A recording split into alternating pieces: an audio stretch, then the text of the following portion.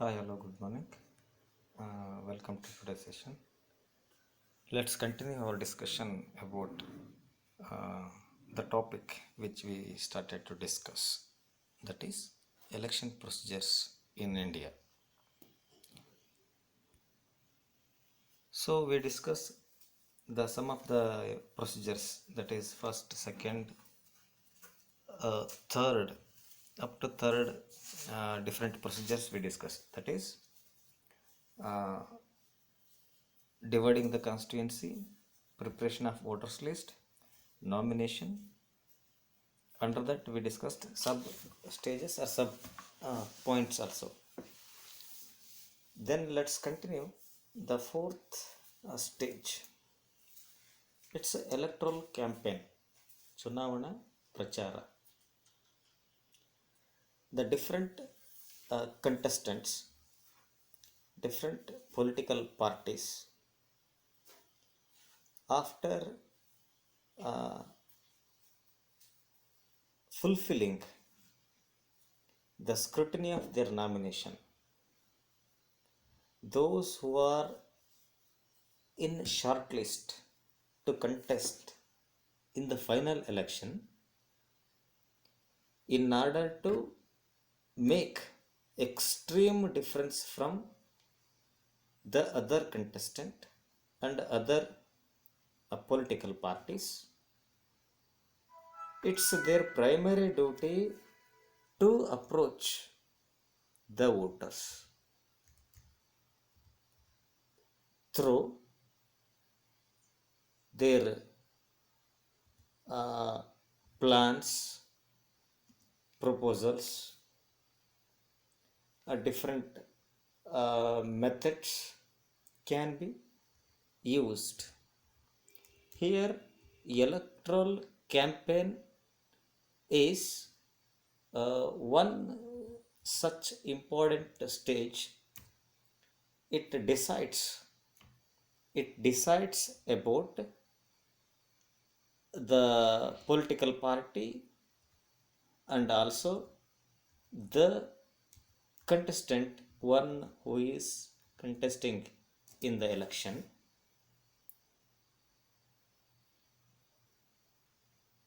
So here, uh, different contestants, different political parties, they goes on adopting, following their own means and methods.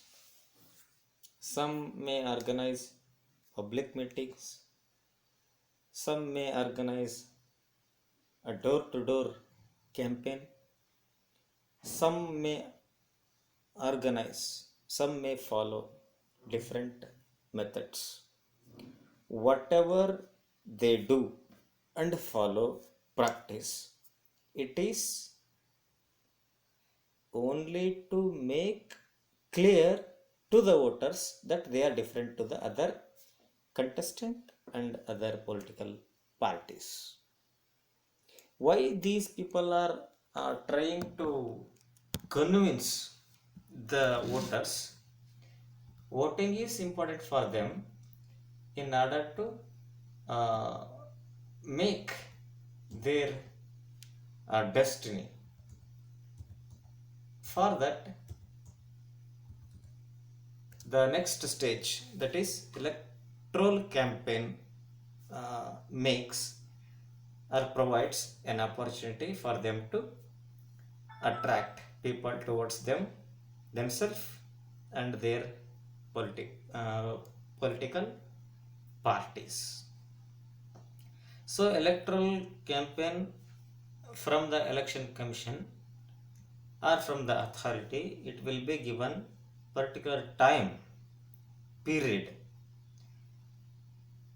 after the completion of nomination stage, about 21 days, that is 3 weeks. Time will be given for the contestant and political parties to make campaign. Then next stage, it is polling or voting, ಮತದಾನದ ದಿನ.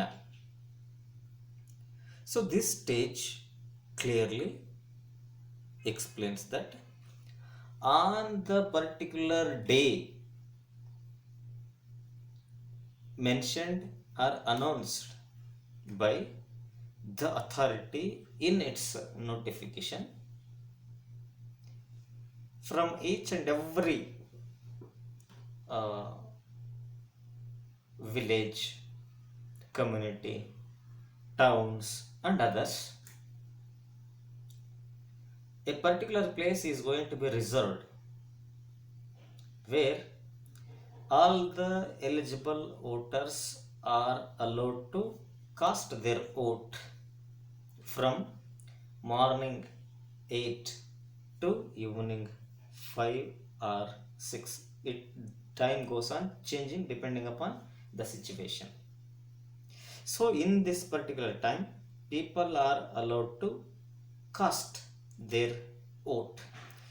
This particular day where people are going to cast their vote, that is polling or voting. Usually government schools,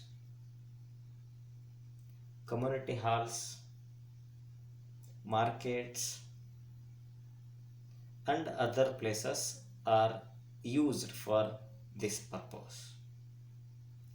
Next, last stage, it is counting or announcement of results. On polling day, after the completion of the time fixed for voting, all the ballot box or all the EVM. So this is the important abbreviation which may be asked for examination. EVM stands for electronic voting machine. Electronic voting machine. So all the ballot box and EVMs, they are going to be sealed, and with security on the day itself they are going to be taken, and they are going to be uh, safeguarded in a fixed place with the due supervision of the person or the officer in charge. So on counting day, all the ballot boxes and EVMs are going to be taken for the purpose of counting. So in this stage, all the people, one who already contested in the election, with their followers, with their supporters, they are allowed to take part. So in this process, the EVMs or the ballot boxes, counting is going to be taken. So different rounds are going to be processed. Finally, after completing all the different stages, rounds, finally the one who is going to get more number of votes comparing to the other contestants in the election is going to be declared officially as the winner. So the winner is going to be given a winning certificate or the certificate describing the eligibility or winning, describing his position from then onwards. So that particular stage is mainly counting or announcement of results. So I repeat once again, the different elections which are taking place from local self bodies to even to the parliamentary elections. So all the elections are going to be taken or need to be taken with the following the procedures or the stages. So the important stages, they are preparation of voters list,